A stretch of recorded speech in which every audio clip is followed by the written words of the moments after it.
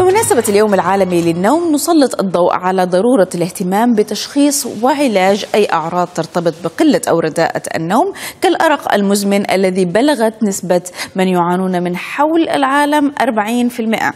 للحديث أكثر عن هذا الموضوع ينضم إلينا من جدة ممثل الرابطة العالمية لطب النوم في السعودية الدكتور أيمن بدر كريم. صباح الخير دكتور أيمن. خلينا نبدأ، يعني يمكن موضوع أو مشكلة الأرق المزمن موضوع لم ينتهي، يعني والأرقام أو الإحصائيات تشير أنه الأرقام في تزايد. طب ما هو الجديد يعني في مسألة أعداد المصابين بالأرق؟ بسم الله الرحمن الرحيم، شكرا جزيلا على الاستضافة. بطبيعة الحال مشكلات اضطرابات النوم مشكلات منتشرة جدا. المشكلة اللي بتواجهنا في الدول الخليجية والمملكة العربية السعودية قلة الوعي بشكل عام، وخاصة فيما ذكرت بمشكلة الأرق المزمن. احنا نعرف انه كثير من مشكلات الأرق المزمن تتعلق باضطرابات عضوية وسلوكية ونفسية، وليست فقط نفسية. لذلك كثير من مرضى الأرق المزمن يعانون على مدى سنوات طويلة ويعالجوا عن طريق أطباء الأمراض النفسية، وهم حقيقة قادرين على علاج الأرق بصورة عامة. ولكن تأخر الشكوى من الأرق المزمن وقلة عدد المتخصصين في اضطرابات النوم يجعل كثير من الأمراض المزمنة المتعلقة اللي تسبب الأرق المزمن بالذات في بعض النساء كبار العمر وكذا، يعني للأسف أنها تتأخر ويتأخر معها العلاج، فبالتالي تزيد المضاعفات المزمنة على المدى الطويل. فالمبادرة العالمية لرابطة طب النوم العالمية حقيقة كانت يعني هي حدث عالمي حقيقة تشارك فيه كثير من الدول حول العالم، من ضمنها بعض الدول العربية. وغدا إن شاء الله بأمر الله سبحانه وتعالى حيكون لنا يعني فعاليات كاملة على يوم مفتوح في مدخل مستشفى جامعة الملك عبد العزيز بجدة لتسليط الضوء، والدعوة مفتوحة عامة حقيقة لجميع الناس للحضور وسماع بعض المناقشات المتعلقة باضطرابات النوم.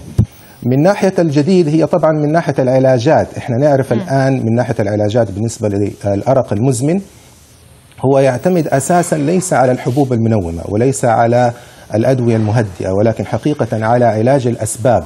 لذلك هناك كثير من الدراسات الحديثة تبين أن العلاج المعرفي السلوكي وعلاج أسباب الأرق حقيقة هو الأساس في الموضوع، وليس مجرد وصف الأدوية المنومة أو كثير من الناس اللي هم يعني يأخذوا الأدوية المنومة over the counter عن طريق بدون وصفة طبية. فهذه يعني كانت من ضمن الأشياء الحديثة حقيقة. نعم.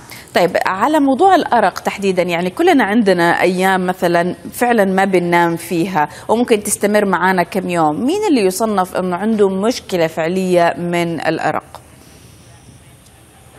احنا نصنف الأرق بشكل عام الأرق العابر أو المؤقت اللي هو يأتي لمدة يومين 3 4 على حسب بعض الظروف المحيطة، على بعض الأمراض الحادة، على زكام ما زكام، ضرس ما ضرس، حاجة زي كده.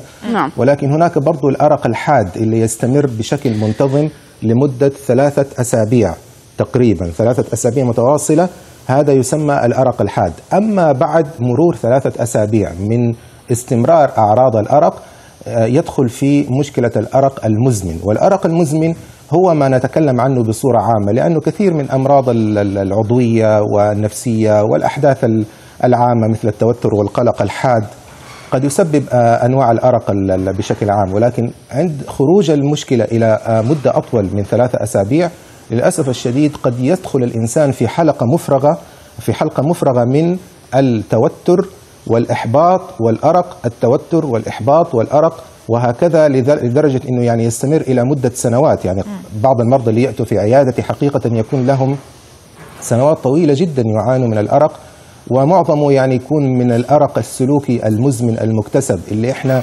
نضطر إلى جلوس مع المريض فترة طويلة لعلاجه عن طريق العلاج السلوكي المعرفي، بالإضافة طبعا إلى الدوائي اللي يكون محدود بوصفة طبية. طيب دكتور أيمن، كيف هي الإحصائيات المحلية مثلا تحديدا في السعودية، أرقام اللي بيعانوا من مشكلة الأرق أو تحديدا الأرق المزمن مقارنة بالأرقام العالمية اللي أنت ذكرتها لنا اللي هي حوالي 40% من سكان العالم؟ هل احنا في المعدل يعني معدل الإصابة بالأرق في السعودية تحديدا ضمن المعدل العالمي أم أكثر أم أقل؟ سؤال وجيه جدا. للأسف الشديد احنا ما نمتلك يعني إحصاءات دقيقة، ولكن نمتلك بعض الأرقام وبعض الإشارات وبعض الخبرات الشخصية عن طريق بعض أطباء اضطرابات النوم تبين أن مشكلة الأرق المزمن منتشرة، لكن ما عندي أرقام محددة معينة. أنا أقدر أقول لك مثلا على سبيل المثال بأرقام محددة فيما يتعلق بالشخير وانقطاع التنفس أثناء النوم، وهو يعني يمكن مثل ما ذكر التقرير قبل كده أنه يعني 40% تقريبا من السعوديين يعانون من الشخير المنتظم والمتقطع، ومنهم كذلك يعني 16% منهم من النساء، فهي نسبة تعتبر مقارنة بالنسبة الأخرى تعتبر عالية حقيقة نسبيا. نعم بالنسبة العالمية يعني. وانقطاع التنفس أثناء النوم، نعم، وانقطاع التنفس أثناء النوم يصيب على حسب الدراسة الحديثة اللي أجريناها من جامعة الملك عبد العزيز بجدة يصيب 25% من السعوديين متوسطي الأعمار، يعني 1 من كل 4 أشخاص ما بين سن 30 إلى 60 يعاني من درجة من انقطاع التنفس أثناء النوم، بما يصاحب من أعراض شديدة وكذلك من مضاعفات على المدى الطويل، من ضمنها مضاعفات تتعلق باضطرابات الدورة الدموية، مشاكل القلب، السكري، زيادة الوزن وزيادة النعاس أثناء النوم ومشاكلها كثير. نعم. طيب بس ليش هذا الارتفاع؟ يعني 25% بتقول رقم عالي يعتبر، ليش قد كده السعوديين عندهم مشكلة مع الشخير؟ لأنه طبيعة الحياة للأسف الشديد أصبحت تساعد على مشكلة الشخير وانقطاع التنفس أثناء النوم، من ضمنها اللايف ستايل اللي هو يحفز على البدانة، السمنة، زيادة الوزن منتشرة عندنا بانتشار كبير للغاية. كذلك وجدنا أن زواج الأقارب في هذه الدراسة، وهو منتشر في الدول الخليجية بشكل عام والمجتمعات القبلية، زواج الأقارب واحد من الأسباب الرئيسية لإصابة الشخص بالشخير وانقطاع التنفس أثناء النوم، تبعا لبعض التغيرات الجينية والتغيرات الخلقية التي تتعلق بمجرى التنفس العلوي، تساعد على تضيق مجرى التنفس العلوي بسبب الجينات الوراثية عن طريق الأب والأم.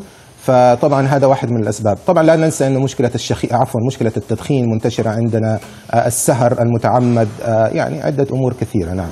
طيب دكتور أيمن، موضوع العلاجات الطبيعية إن كان للشخير أو حتى لمشكلة الأرق، أنت ذكرت أنه يعني يجب أن يكون العلاج سلوكي ودوائي والابتعاد يمكن عن الأدوية الموجودة أوفر ذا شيلف في الصيدليات، بس ماذا عن العلاجات الطبيعية؟ هل تنصح بها أم لا؟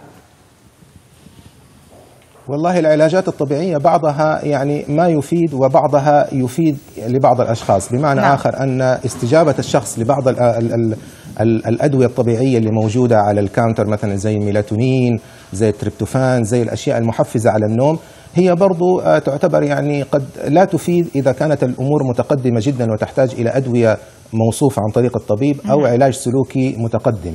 وللأسف الشديد أن الكثير من الناس يتجه مباشرة إلى استخدام هذه الأدوية دون وصفة طبية على مدى سنوات. أذكر على سبيل المثال بانادول نايت، وهذه تسبب يعني مضاعفات خطيرة على المدى الطويل وتؤخر التشخيص والعلاج السليم لهذه الحالة بالذات. نعم، نحن بنشكرك على وجودك معنا. طبعا يعني هذا الموضوع الأرق والشخير يعني من الأمور الشائعة واللي بيهتموا فيها الناس، فأكيد لنا طبعا عودة لهذه المواضيع. كان معنا من جدة ممثل الرابطة العالمية لطب النوم في السعودية الدكتور أيمن بدر كريم. شكرا.